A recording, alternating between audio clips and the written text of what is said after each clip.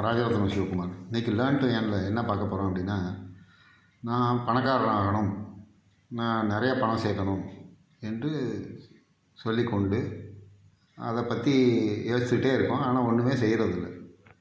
இப்போ நான் பணக்காரன் ஆகணும்னா என்ன செய்யணும்? அதுக்கான விருப்பம் இருக்குது உங்களுக்கு. ஆனால் அதை செயல்படுத்தாமல் இருக்கீங்க.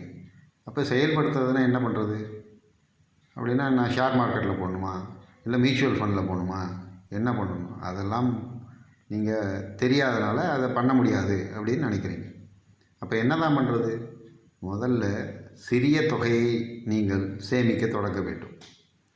சிறிய தொகையை சேமிப்பது என்றால் ஆர்டி, ரெக்கரிங் டெபாசிட்டில் போடலாம், பிபிஎஃப் அக்கௌண்ட் தொடங்கலாம், அல்லது உங்கள் வீட்டில் இருக்க உண்டியலில் 100 ரூபா போடலாம். 10 ரூபா போட்டு மாதத்துக்கு 300 ரூபா சேர்க்கலாம்.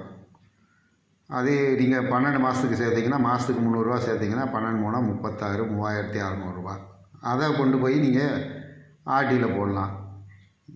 இதை போல் சின்ன சின்ன விஷயங்களை செய்தாலே, உங்கள் சேமிப்பை தொடங்கினாலே நீங்கள் முதல் அடியை எடுத்து வைத்து விட்டீர்கள்.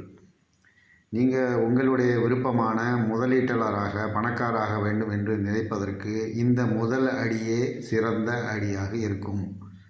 இதை பண்ணாமல் நான் 100 ரூபா தானே சேர்க்க போகிறேன், 10 ரூபா தானே சேர்க்குறேன், 50 ரூபா தானே சேர்க்குறேன் என்று நினைத்து கொண்டிருந்தால் நீங்கள் என்றுமே பணத்தை சேர்க்க முடியாது, முதலீட்டராக மாற முடியாது. எனவே நீங்கள் முதலீட்டராகணும், பணக்காராகணும் என்பது விருப்பப்படுவது ஒரு பக்கம் இருக்க, நீங்கள் செயல்படுத்தினால் மட்டுமே நீங்கள் பணக்காராக முடியும், முதலீட்டராக முடியும். இதை தெரிந்து கொண்டால்தான் நீங்கள் செயலில் இறங்க முடியும். எப்பொழுதுமே பெரிய செயல்களை செய்வதை கணக்கில் கொண்டு சிறிய செயல்களை நாம் செய்வதாமல் இருப்பதுதான் நம்மளுடைய தோல்விக்கு காரணம்.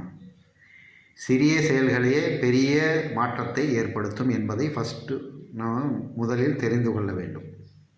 அப்படி தெரிந்து கொண்டு முதலீட்டிலும் அதை ஆரம்பித்தால், முதலில் சேமிக்க தொடங்கி பிறகு அதை முதலீட்டாக மாற்றினால், சிறிய சேமித்தால் நாம் முதல் படியை எடுத்து வைத்து விட்டோம்.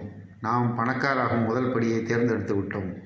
நாம் சிறந்த முதலீட்டராக பணக்காராக மாறிவிடுவோம் என்பதை தெரிந்து கொண்டால் நீங்களும் பணக்காரர்களாகலாம், சிறந்த முதலீட்டராக ஆகி பணத்தை சேர்க்கலாம் என்பதில் ஐயமில்லை. நன்றி, வணக்கம்.